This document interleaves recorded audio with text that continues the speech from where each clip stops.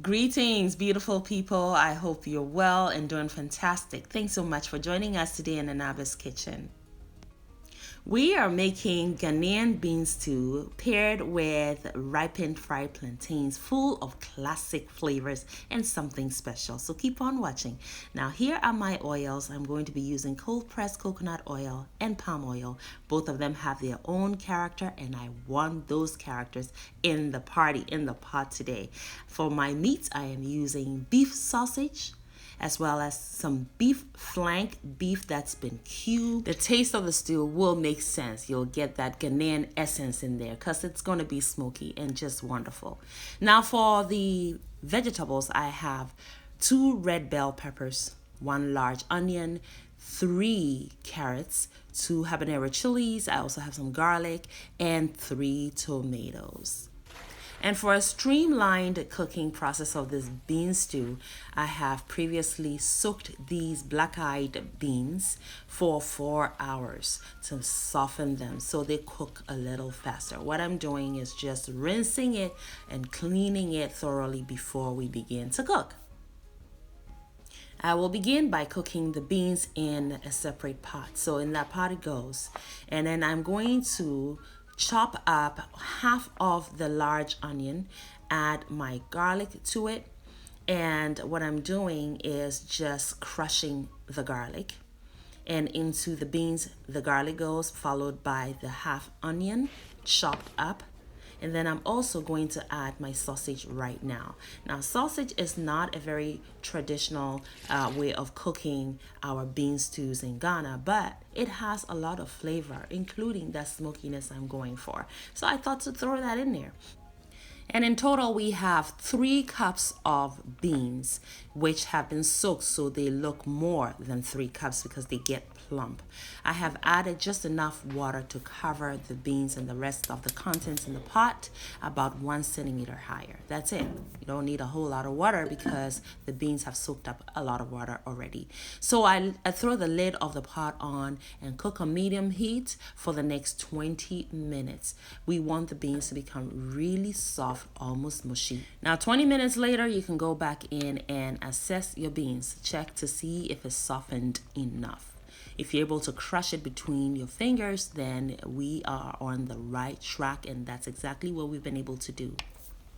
So now we are safe to move on to the next step, which is crushing about 50% of the beans so that we get that creaminess to it. So we'll leave some whole so that we have that texture still, and a potato masher will do an excellent job for you.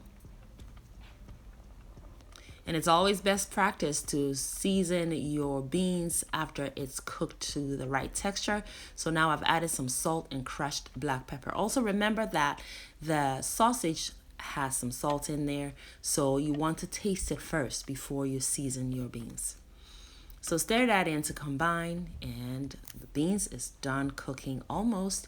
I'm going to throw the lid back on and let it cook another 5 minutes just so that both textures kind of begin to mingle evenly. You know what I mean? All right, so now I have my other half of the onion, which I have chopped as well, given a very thin slice too. And I left 1 of the garlic, so I have 3 garlics in total. I also thinly sliced that 1 garlic left because we're going to cook the stew now. Now I'm going to blend the rest of the ingredients. So I have my tomatoes going into the blender, followed by my red bell peppers. And what I'm going to do is just remove the seeds and throw those also into the blender. And if you're wondering why this combination of the carrots, which are sweet, plus the sweet red bell peppers, more sweetness from the onions, and then the sour taste from the tomatoes, and then the saltiness from the meats we're using, including the umami, this dish tends to be rather savory dish, right? Now the sweetness helps to balance the savoriness of it, right? Now our taste buds are always looking for those tastes, all those tastes, the sweetness, the saltiness, the sourness, even sometimes bitterness, as well as the fifth one, which is umami, my favorite. And we have all that in this pot except the bitterness. That on another day. So when cooking, you want to think about your ingredients in that way. What taste, what character are they bringing into the pot? That's what makes eating enjoyable and satisfying. So I checked on the beans 5 minutes after we cooked it further, and it's ready. So now in a different pot, I'm going to pour in first the cold pressed coconut oil. And I love that coconut oil flavor in this dish, as well as the palm nut oil flavor, which will join the pot pretty soon. Just now added the beef pieces and I spread them out so they can sear nicely. I have just now added some salt and crushed black pepper, as well as my homemade all-purpose seasoning, which resembles your bouillons. So go ahead and add a small cube of bouillon to the beef and stir that in. You're going to cook it until it is seared.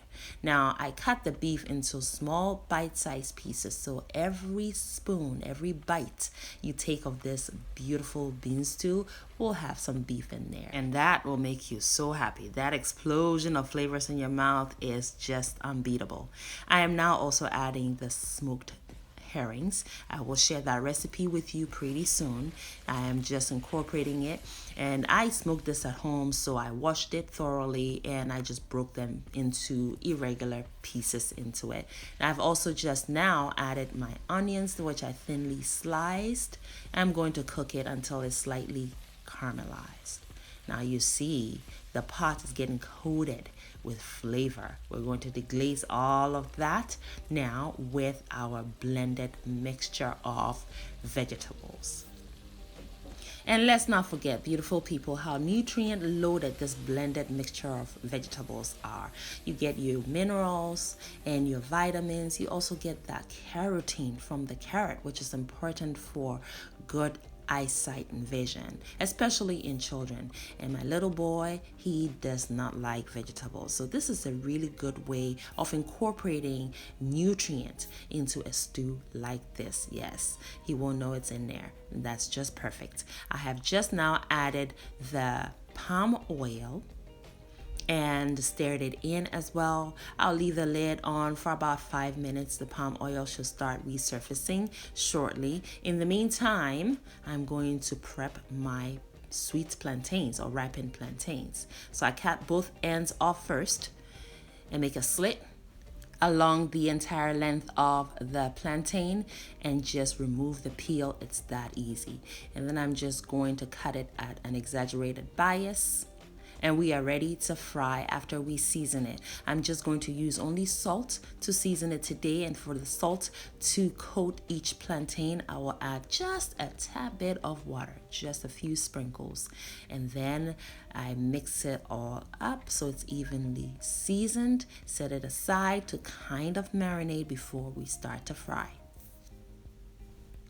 Thank you for sticking with me so far, friends and family, beautiful people. I really appreciate you all. If you're not subscribed yet, please smash that subscribe button and turn that notification on by clicking on the bell. I have just checked on the stew. The oil has resurfaced just 5 minutes later. You do not want to overcook your vegetables. So now I'm just introducing the bean and stirring to combine, and now our bean stew is forming. We are almost done cooking. There isn't much cooking that goes on further from this point on. We will be serving pretty soon. Friends, if you're loving what you're seeing, please let me know that by smashing that like button. Thank you, thank you, thank you so much in advance. Appreciate you all. You have been a great support to this channel. We couldn't have come this far without all that love and support you keep showering on us. God bless you all. Thank you. We will leave the bean stew still on medium heat for the next 5 to 7 minutes.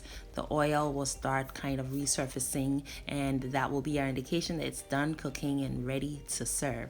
In the meantime, we are frying our plantains in some vegetable oil. You want to wait until the oil comes to a reasonable heat level and then place your plantains in there gently, being careful to never splatter hot oil on yourself. I always say that safety is first and foremost, okay?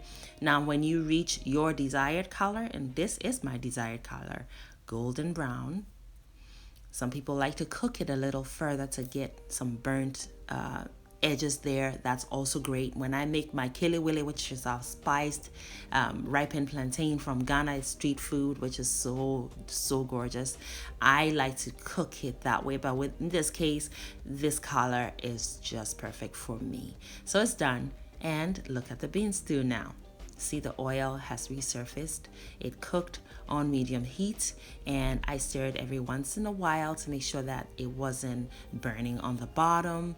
Once you have that texture, that thickness, that creaminess, it can't catch on the bottom. There, it is done, ready to serve. I just want you to look at the texture of it. This is the texture I was going for today. It's nice and creamy. It's not too thick, and it's definitely not too thin. And it is delicious.